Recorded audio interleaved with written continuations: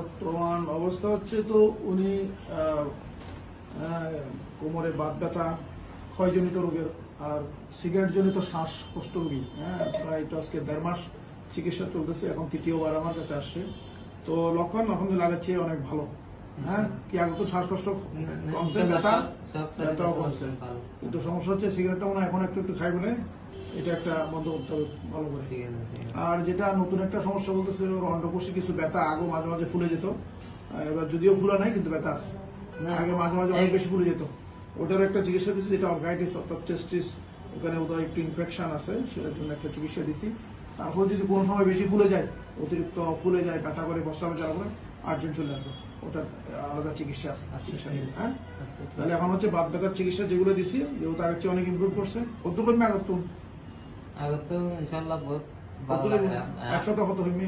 এখন 50 কমবে, তো আরো 50 আরো মাস 1.5 মাস চিকিৎসা করলে কমে যাবে। আর ব্যায়াম করছে, ঠিক আছে, সিগারেট খাওয়া যাবে না। হ্যাঁ, আর বাকি ওষুধপত্র লিখে দিচ্ছি, ইনজেকশন দিয়েছি কিছু ভিটামিন, ওগুলো মাঝে মাঝে দিবা। হ্যাঁ, এই আশা করি আরো ইমপ্রুভ হবে। আমরা আরো মাস খানিক পরে আবার একটু ফলো আপ দেখবো। হ্যাঁ, এই তো ঠিক আছে। আগের চেয়ে এখন আল্লাহ রহমতে ভালো লাগছে। দেখা যায় না, কিন্তু আগের লোকটা আছে, আগের মানে যে লোকটা সেই লোকটা আছে।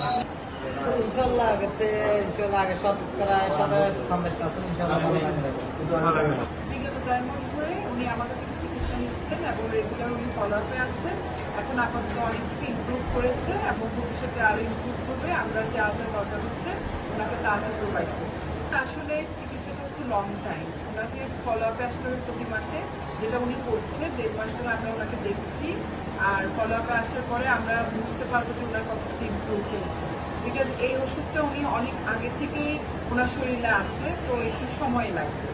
সময়ের সাথে সাথে এখন যেমন একটু হাঁটতে পারছে, আগে তুমি একটু বাঁকা হয়ে হাঁটতো বা ওনার স্পন্ডোলাইসিসের সমস্যা ছিল, এখন ওগুলো ইমপ্রুভ হয়েছে।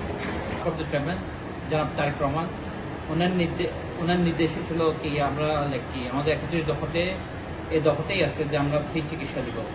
অনেক গরিব যারা গরিব অসহায়, যারা জনগণ যারা চিকিৎসা নিতে পারতেছে না, ওদেরকে আমরা চিকিৎসা করবো। যেমন গতকালকেও আমরা একটা মেডিকেল ক্যাম্প করেছি পুরানঘর ইউনিয়নে, ফ্রি আমরা ওষুধ বিতরণ করছি, ফ্রি চিকিৎসা করেছি।